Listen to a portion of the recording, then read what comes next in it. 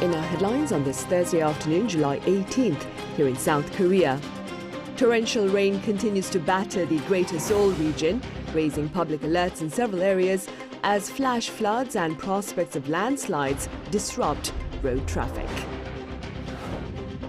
And a consortium led by the Korea Hydro and Nuclear Power is tapped by the Czech Republic to build at least 2 nuclear reactors, marking South Korea's first overseas order for a mega nuclear power project in 15 years. Meanwhile, on Wall Street, the tech-heavy Nasdaq tumbles almost 3% to mark its deepest single-day drop in 19 months, amid speculation of fiercer trade tensions between the Biden administration and China. We start here in Seoul, where rain continues to pound the city, prompting warnings against flash floods and landslides. For more, I have my colleague Kim Jung-sil standing by live at the Jamsugyo Bridge on the Hangang River. Jung-sil, let's begin with the situation there where you are.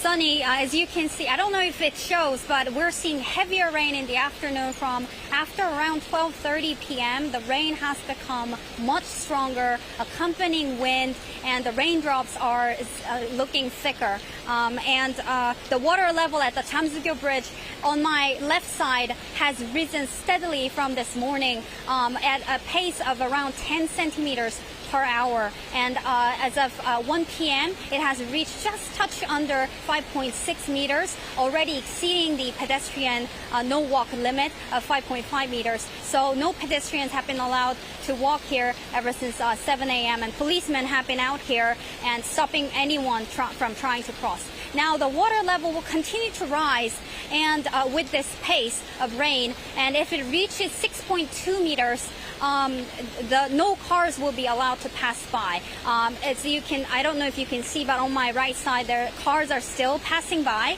But as soon as it reaches 6.2, policemen and officials are here to completely control the road. So we'll have to see more on that. Seoul City has also sent some officials here from just about an hour ago to guard, to prepare in case there will be no cars to go through. And so more police forces have also arrived here from just about an hour ago as rain became heavier.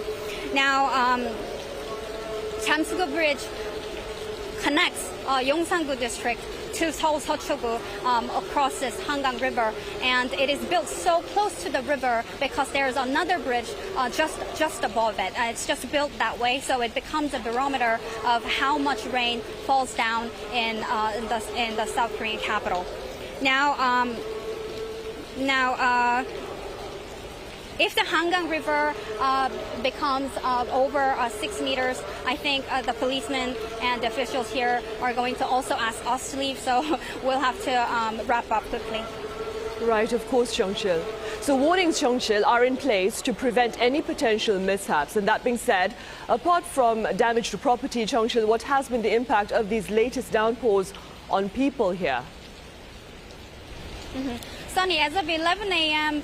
This morning, the government's Central Disaster and Safety Countermeasures Headquarters has released a damage report that no human casualties have been reported. However, one person has been reported to be dead in Nonsan City in Chungcheongnam-do province due to a barn collapse. Authorities are looking into whether that was due to the rain, because Chungcheongnam-do did also see heavy rain throughout last week.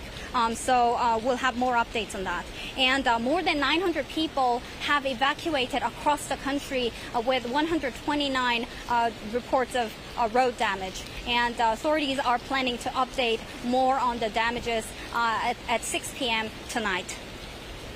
With rain pouring heavier here, Osan City that I mentioned earlier in Gyeonggi-do province, which has preemptively asked all of its residents living near the Osancheon stream to evacuate as of 9:20 this morning, has not lifted yet the evacuation order, but is calling on the residents to steer clear of the stream. And I've just talked to an city official there just an hour ago that the rain has been calming down there a bit, and we're seeing heavier rain here in Seoul.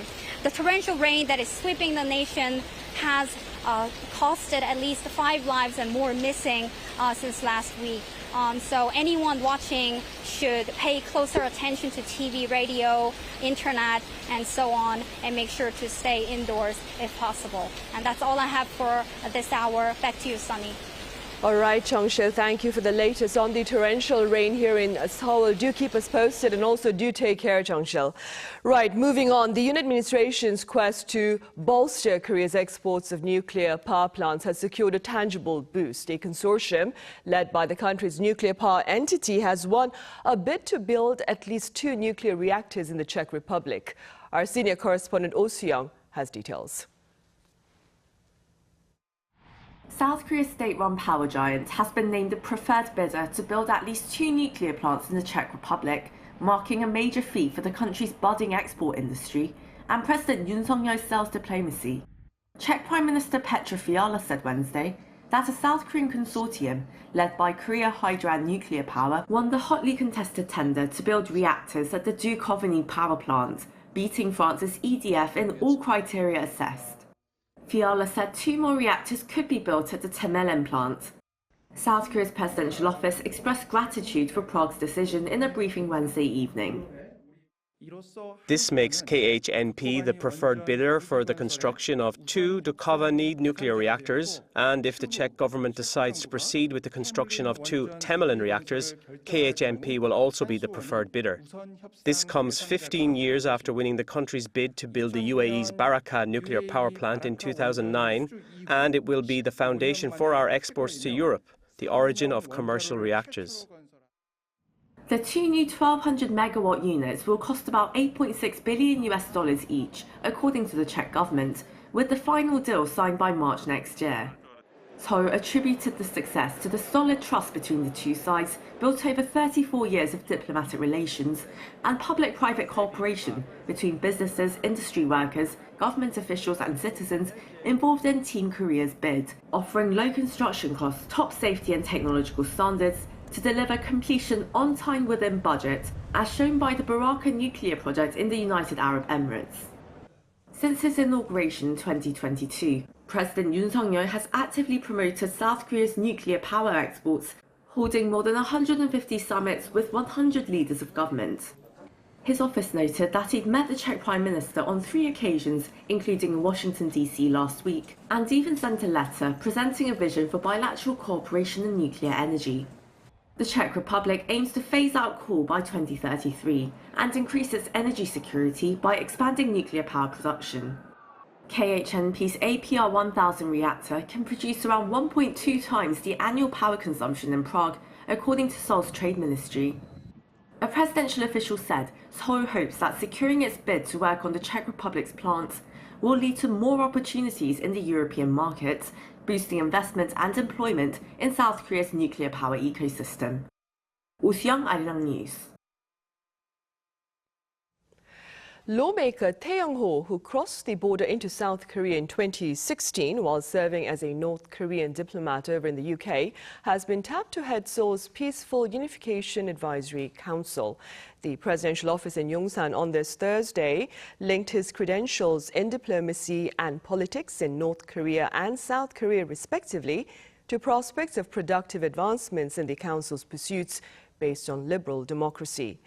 And President Yoon Suk-yeol also tapped Professor Yoo Sang-im of Seoul National University to take the reins of the Science Ministry. Meanwhile, the Presidential Secretary for SMEs, Kim Sung-sop, will take on the post of Vice SMEs Minister, while Nam Hyung-ki will serve as Second Vice Minister of Government Policy Coordination.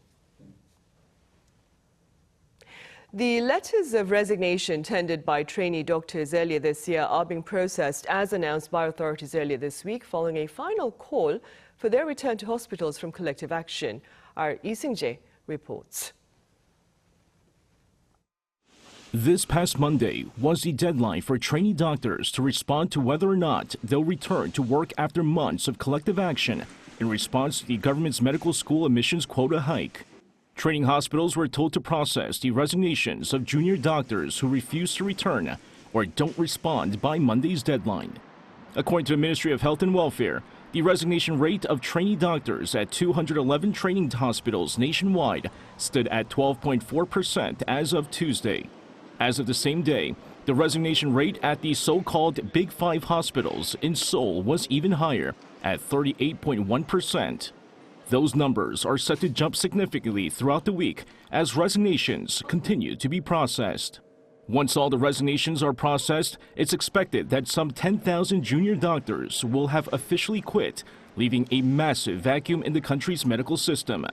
To fill the shortage of doctors due to the mass resignations, the government will communicate with hospitals to determine recruitment needs for the second half of the year.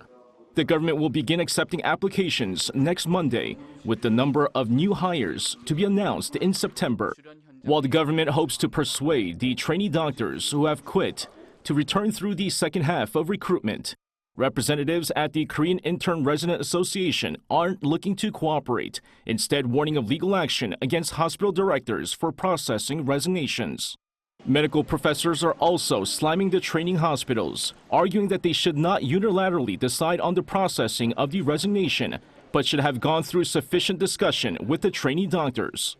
The government on Thursday will hold a meeting chaired by Second Vice Health Minister Bang Min-soo and is expected to announce the number of vacancies at each hospital while continuing with its plans for recruitment for the second half of the year. Lee Seung-jae, Arirang News.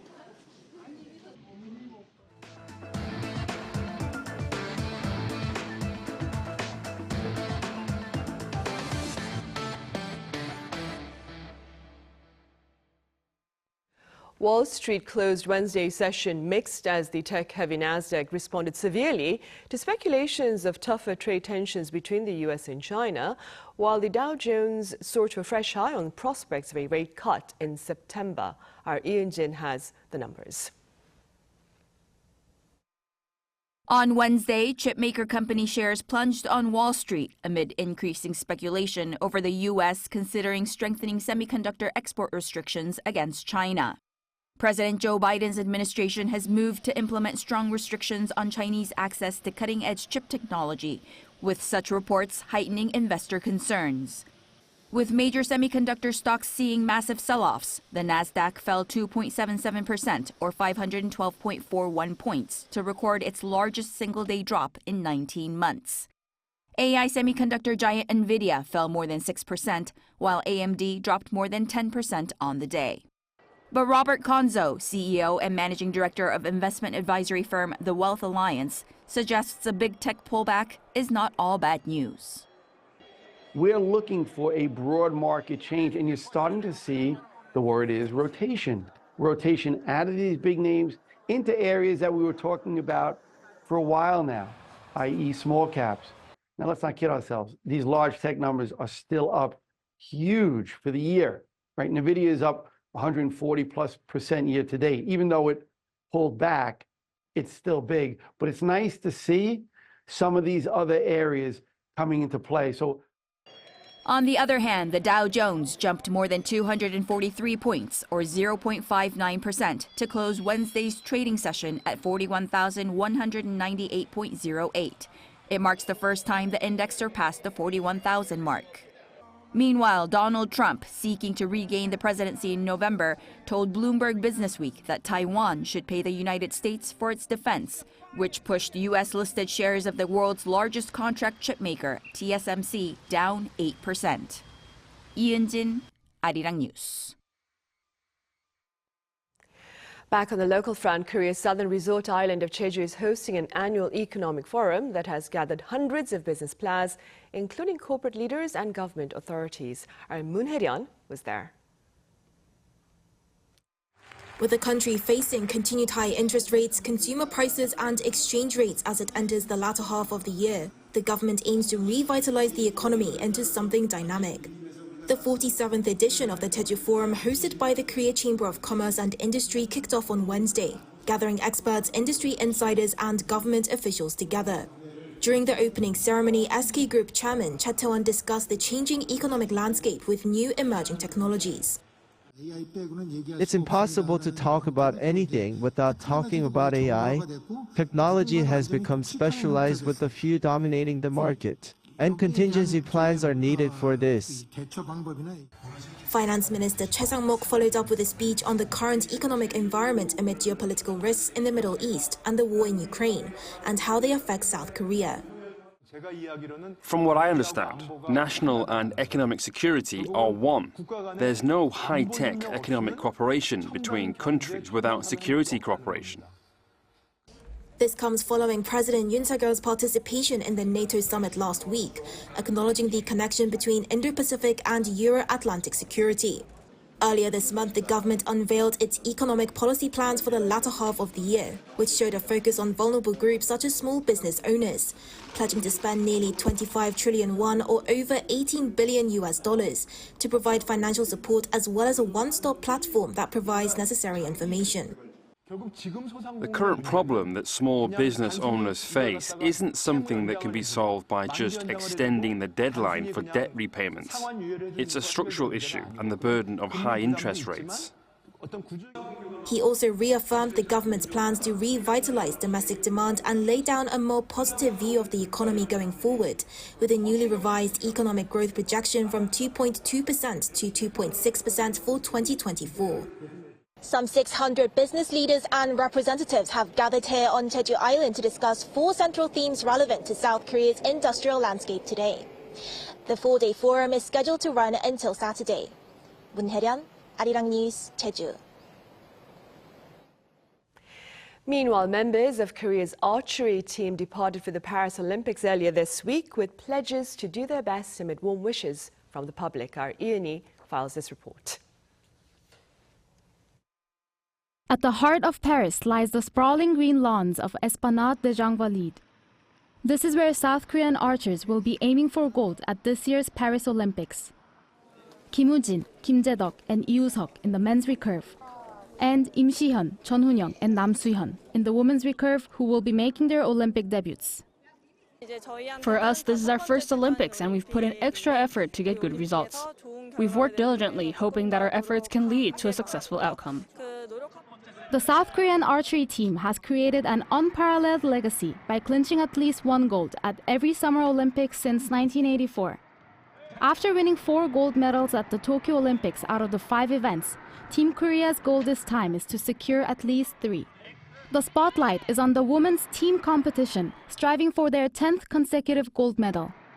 One thing that makes South Korean archery so strong is known to be their thorough training regimes, which incorporate advanced techniques and training with robots.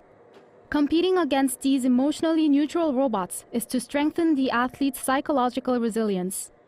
The archers also trained in simulated settings, such as football stadiums with large crowds and under different weather conditions. Now it's almost time for their hard work to pay off, and they'll have the backing of their nation. To our athletes, instead of dwelling too much on the medals, I believe valuing the process and hard work is more important. I hope you give your all and enjoy the journey. Go Team South Korea! I hope all the athletes' hard work pays off. Good luck. With their exceptional skill and unwavering support from their fellow citizens, archers for Team Korea are poised to write yet another chapter in Olympic history. I hope this Olympics becomes a venue where people worldwide can connect and share moments of joy and sorrow together.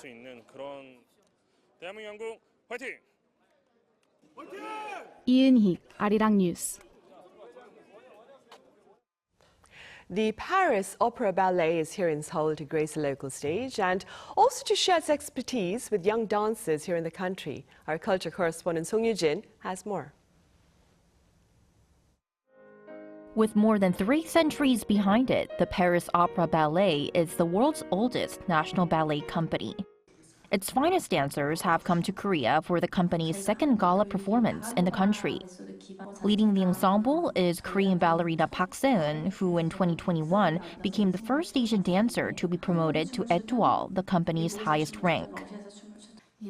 Seoul Arts Center is my favorite stage in Korea. I had the chance to perform several times here about 13 years ago, and I still remember the excitement and thrill I felt on that stage. I'm really looking forward to experiencing those emotions again. This gala is all the more special to Park as it's her first performance in her home country since becoming a mother. Beyond performing, Park took on the role of producer, carefully selecting the repertoires and dancers for the show. Preparation was tough since all of our dancers had a busy season with the company.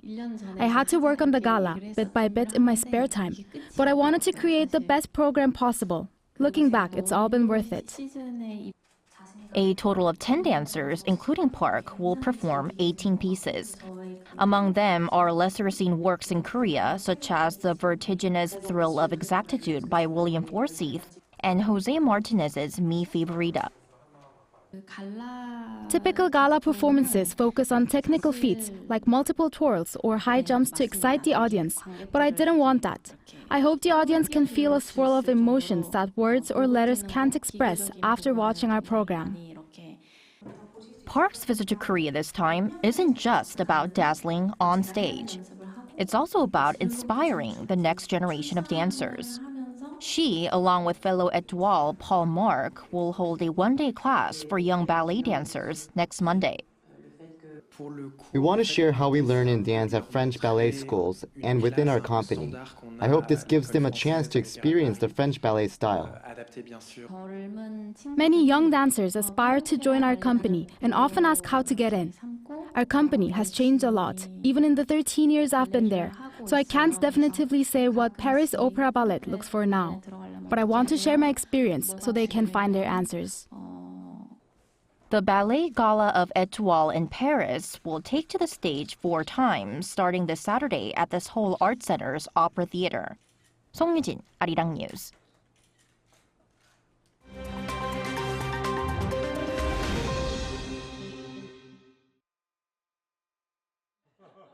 Let's have a look at the latest news in the world now.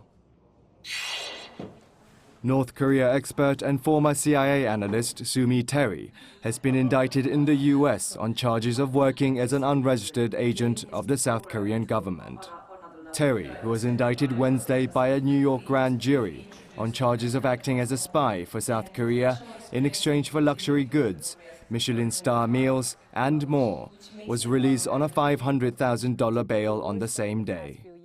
Federal prosecutors in New York charged Terry for failing to register under the U.S. Federal Foreign Agents Registration Act, saying that she did not register despite engaging in extensive activities for and at the direction of the South Korean government. While the U.S. State Department said it will not interfere with ongoing cases, it stated that it supports the Department of Justice's decision. Last year, Sumi Terry produced a documentary film titled Beyond Utopia about female North Korean defectors, which was nominated for an Emmy Award on Wednesday evening local time. Rare images of members of an uncontacted indigenous tribe in the Peruvian Amazon forest were published on Tuesday. The images show dozens of Mashco Piro people on the banks of a river close to logging sites. Survival International said that the photographs were taken at the end of June on the riverbanks of the Madre de Dios region in southeast Peru, near the border with Brazil. Several logging companies hold timber concessions in the area, and one company, Canales Tahuamanu, has reportedly built over 200 kilometers of roads for logging operations. Local indigenous rights group FENAMAD said that the reclusive Mashco Piro tribe, one of the world's most hidden, has been sighted coming out of the rainforest more often to relocate further away from loggers and find food. A fossil of a towering Stegosaurus dinosaur, standing 3.35 meters tall and over 6 meters in length, sold at Sotheby's, New York for $44.6 million on Wednesday, making it the most valuable fossil ever sold at auction. The sale was also the first time an auction house has been involved in bringing in a dinosaur fossil specimen directly to market from its discovery, as Sotheby's closely collaborated with renowned commercial paleontologist Jason Cooper to document the entire process from excavation and restoration to mounting. Stegosaurus lived on the Earth some 150 million years ago during the Jurassic period and are known for the distinctive dermal armor that covers their neck to tail. The Stegosaurus fossil, named Apex, is the largest, most complete set ever to be found. Kim Seong, Arirang News.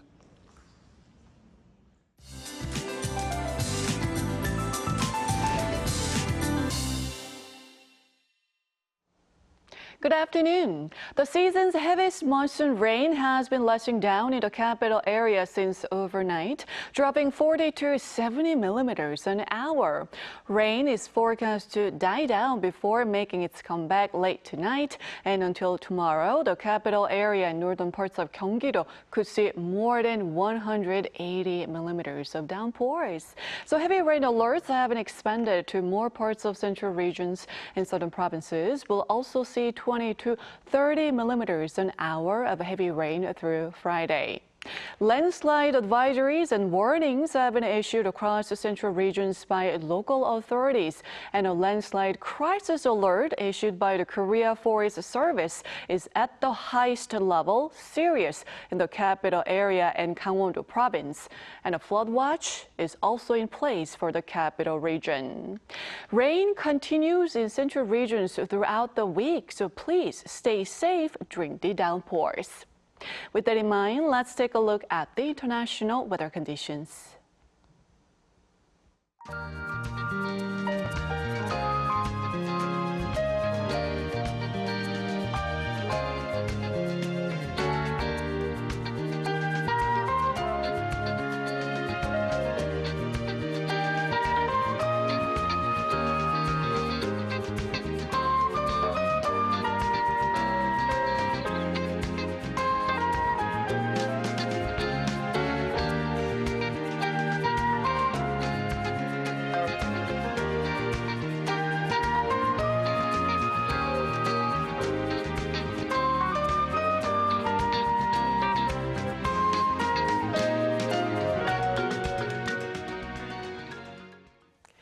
And those are the headlines at this hour. For those of you here in the country, do take care against the rain. Coming up next is our daily panel session, so do stay with us.